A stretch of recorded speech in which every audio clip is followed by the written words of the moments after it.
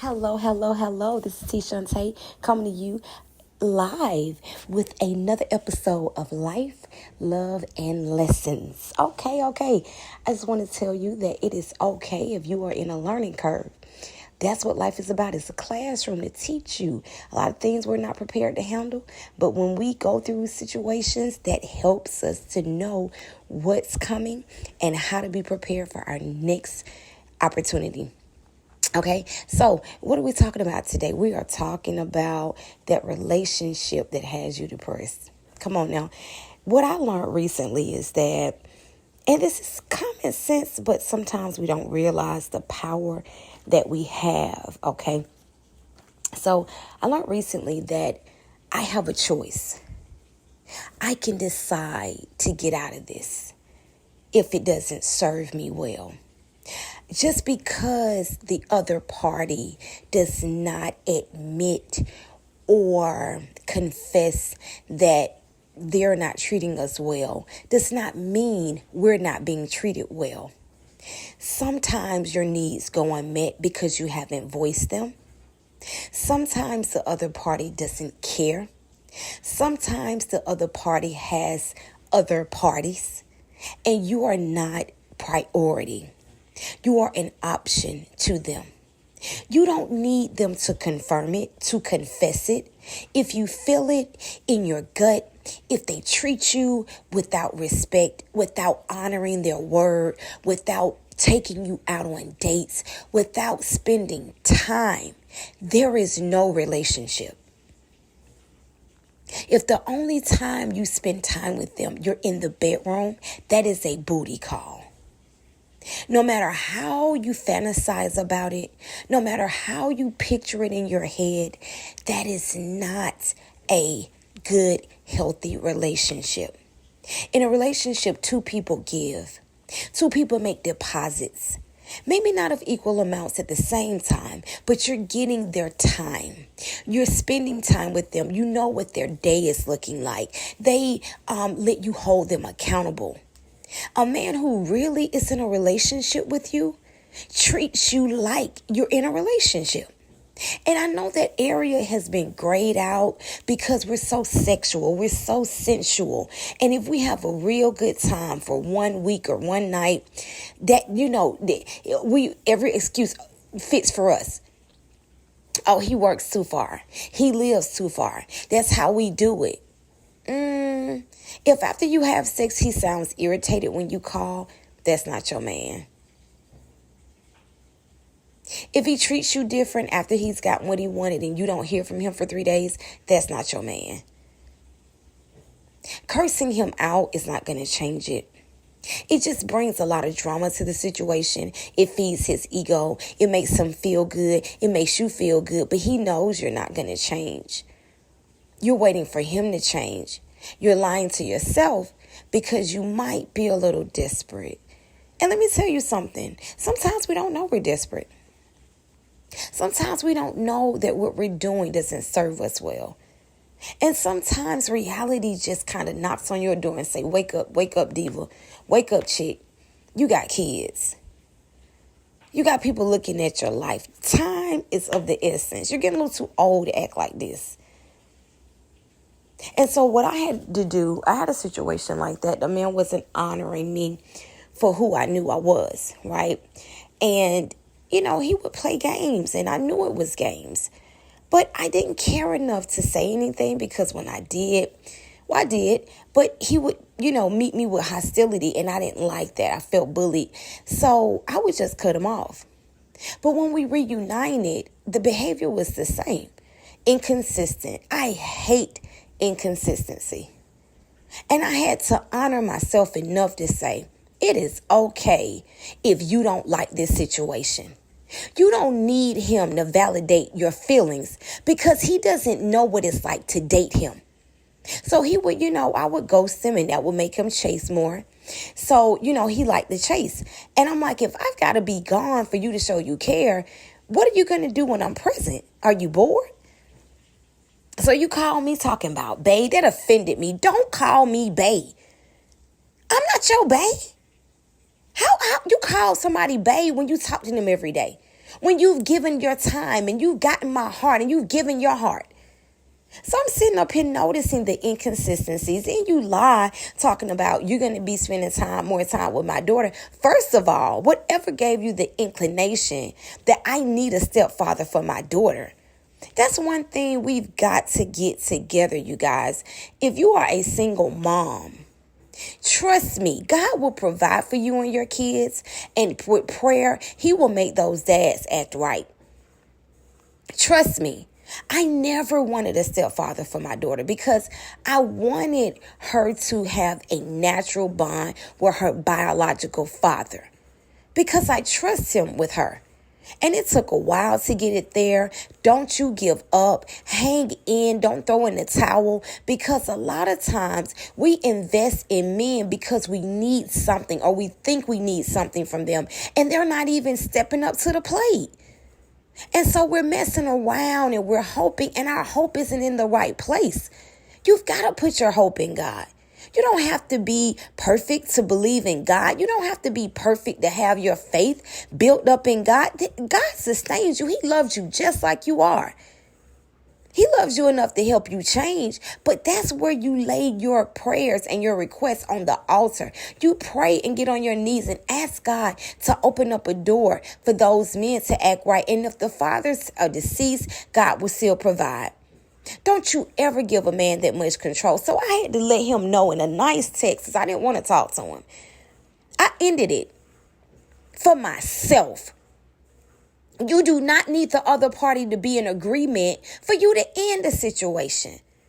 And let me tell you, I knew I was depressed, because when I ended it, it's like the sun started shining. Those evil spirits were gone. I wasn't locked in this world, feeling defeated, feeling alone, isolated.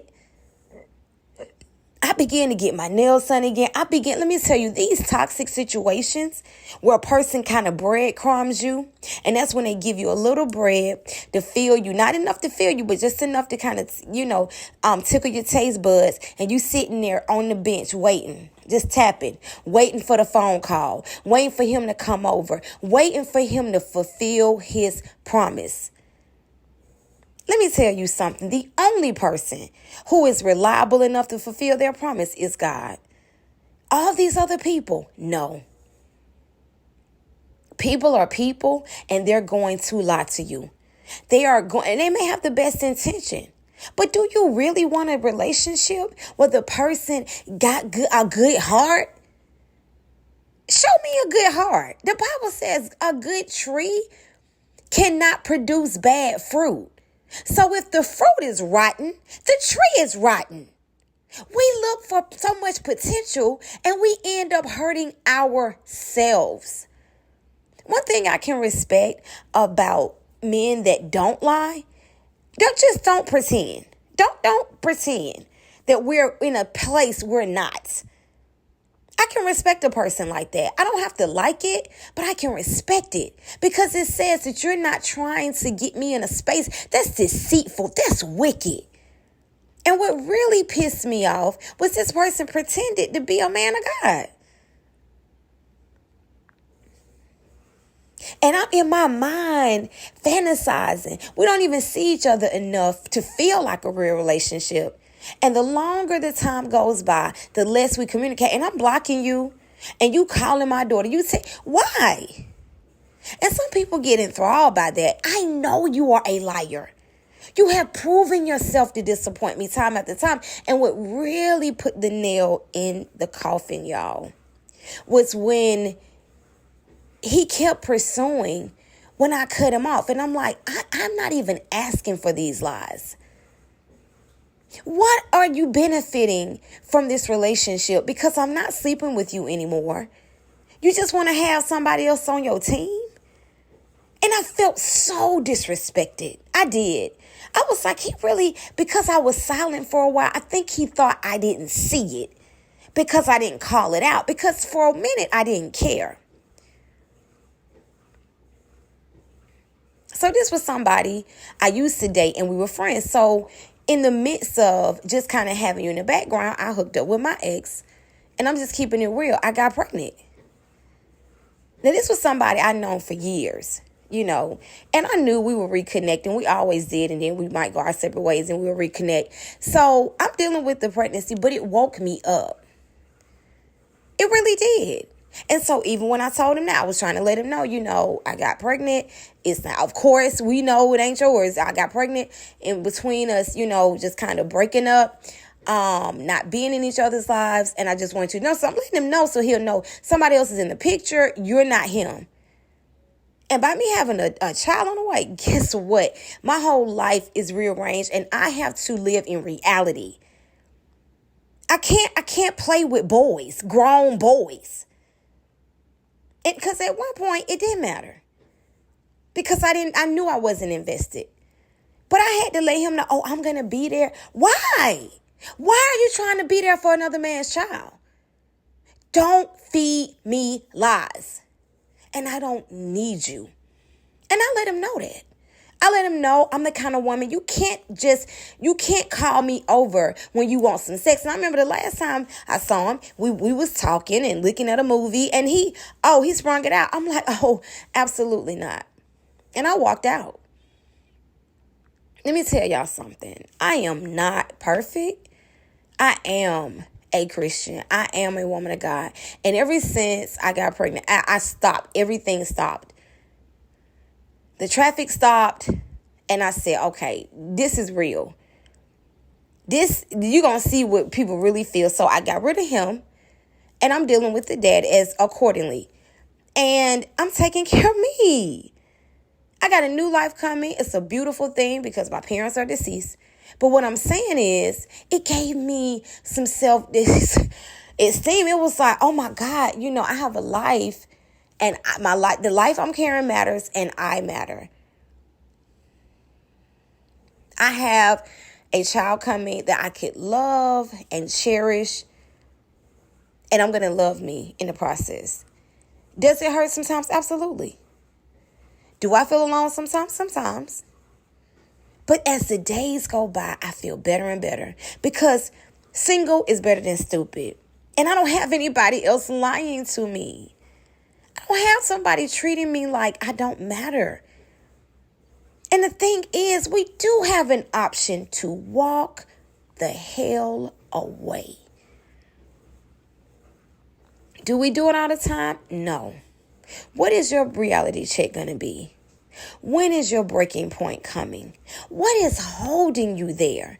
You need to get on your knees and pray that God breaks that stronghold off of your life. First and foremost, stop sleeping with him. That's the first way to break the soul tie. And I need to finish my book on breaking soul ties because that is what connects us. God allowed sex to be so powerful because it was supposed to connect you in marriage. But when it's not in marriage, it becomes an ungodly soul tie, and you're tied to souls of people who don't love you. And that's why you're depressed. You're looking for a return in your investment, and it's not coming. And then you stay in it in situations where people don't honor you, and you're sad and you're isolated. You need a bigger support system. You've got to build some supports, people who love you outside of that relationship. Own what's wrong with it. Look at your part in it. Disconnect from this person and write down what you're doing to allow them to treat you like this. Why? What do you need them for? How can you turn in a different direction and find some other resources if it's financial? You might go through some things. In my situation, I've cried some tears. But guess what? I'm not even lonely. I was lonelier in the relationship. In the situationship. And for a minute, I couldn't see myself without him.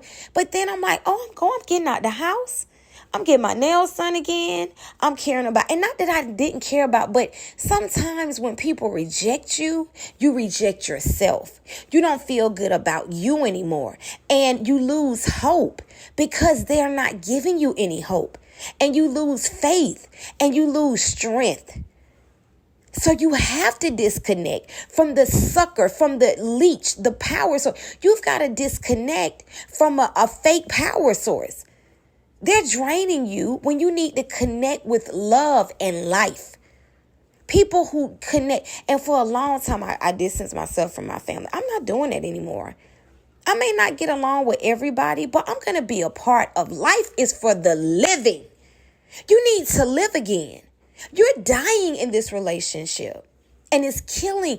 You know why you're depressed? Because your synapses are not firing because you're not being fed dopamine. You're being lied to. And once your brain realizes this is not a good source of joy, of happiness, you will be okay. You are worth loving. You deserve better. If you go to a restaurant, you get to choose. You look at the menu. You get to choose what you want to eat.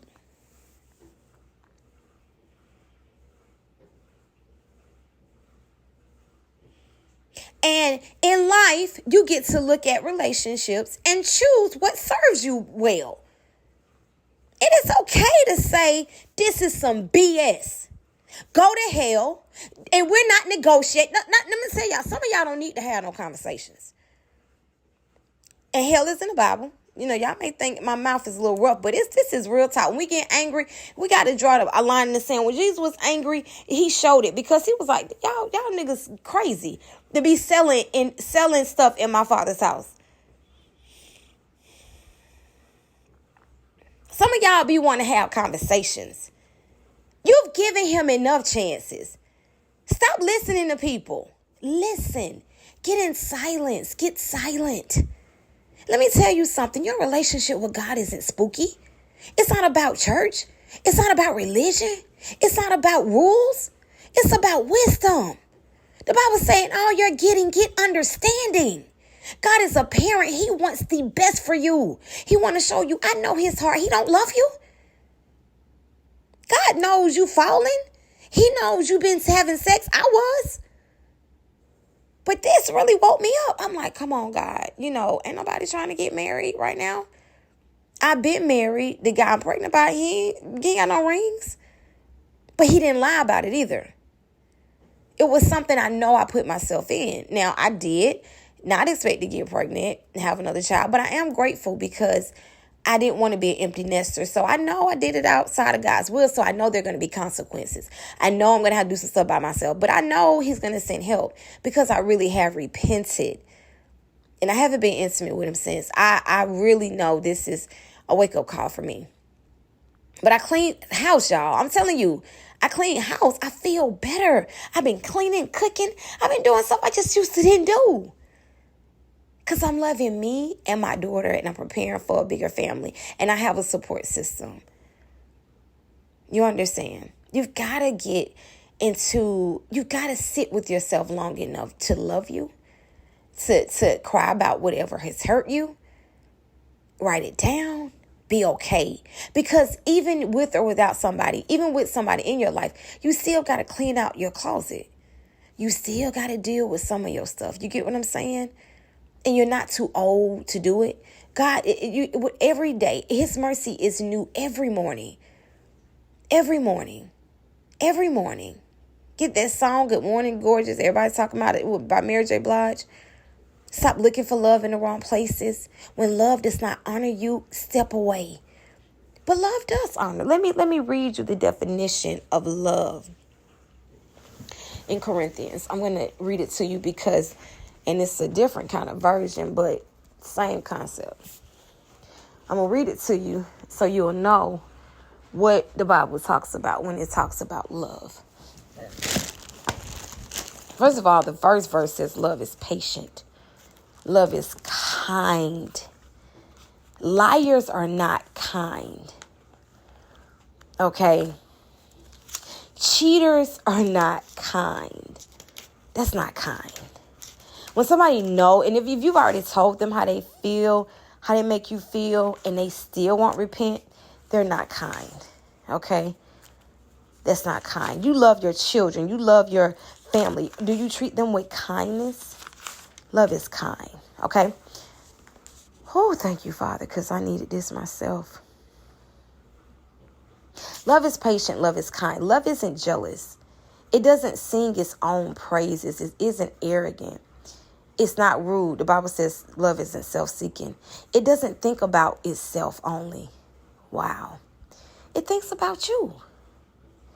It isn't irritable. Oh, it isn't irritable.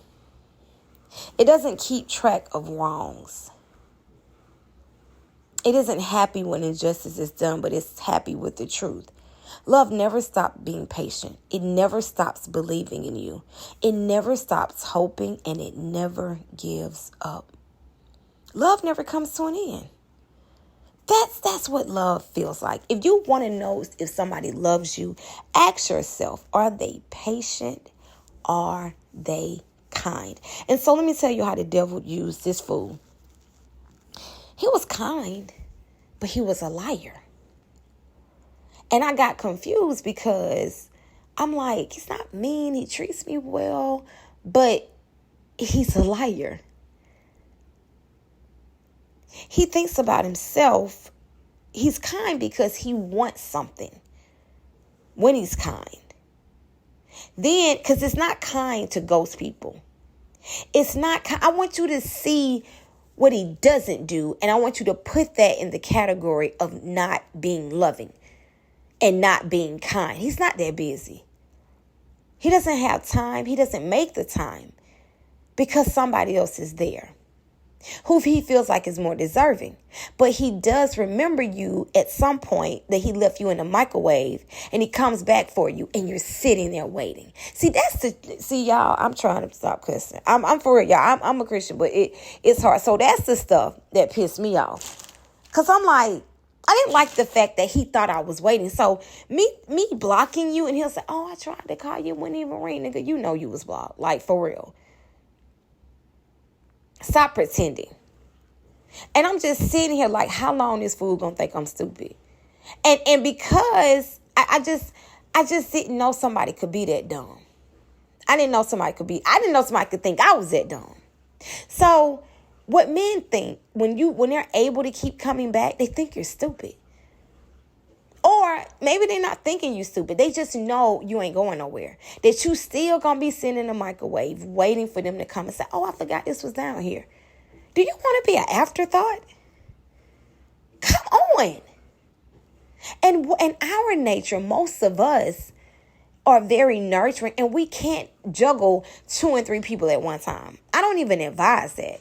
I do advise dating and maybe befriending a couple people. But as far as like giving them, it's hard to give all of you to 3 people. Somebody's going to end up short. And you're ending up short. Don't tell yourself, can't prove it because you're not popping up. Of course you don't know what he's doing when he's not around you. But common sense will tell you.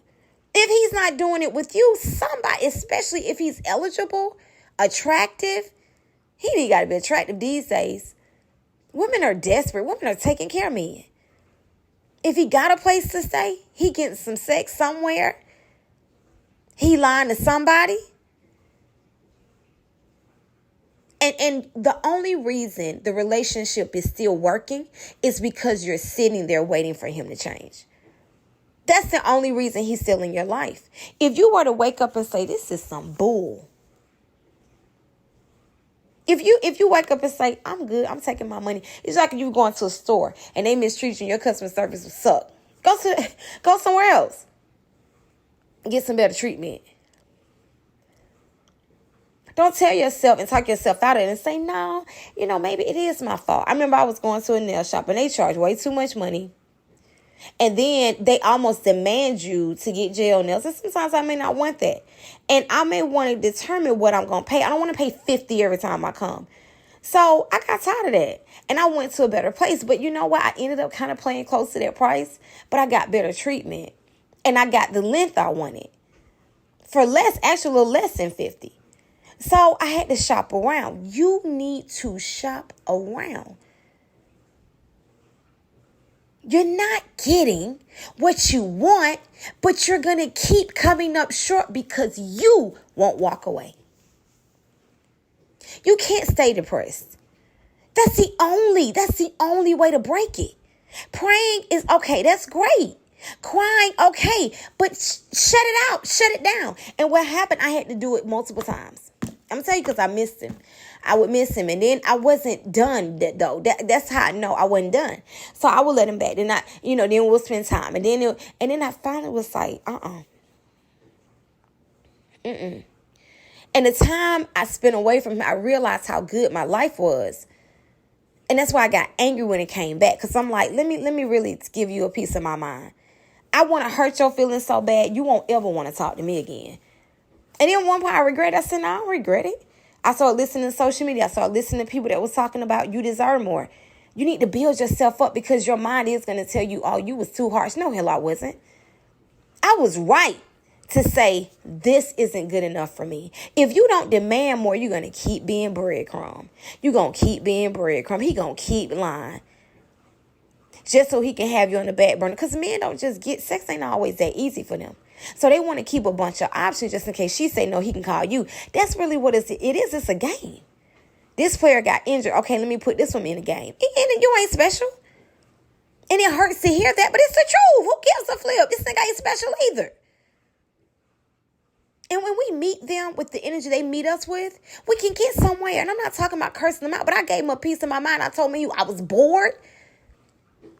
I did. I hurt his ego. I won't repeat what I said, but I hurt his ego pretty good. And I said, you know what? If this don't do it, I don't know what. And then I had decided. My daughter blocked him. You're not going through my daughter. We ain't playing them kind of games. And I'm walking out into my new tomorrow. That's what I advise you to do. This session went a little bit longer than anticipated.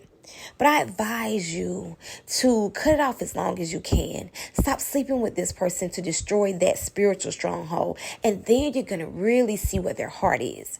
You're going to really see what the meat of the relationship is about. Because you're the one left with the broken heart. You're left with emptiness. You're left with loneliness. You deserve more than that. You're the one left picking up the pieces. He's going on to another woman in his bed. When he's not talking to you, trust me, his day is full. He got a lot going on, but he got some women. He got some people who he really gives his heart to, and it's not you. And it's okay.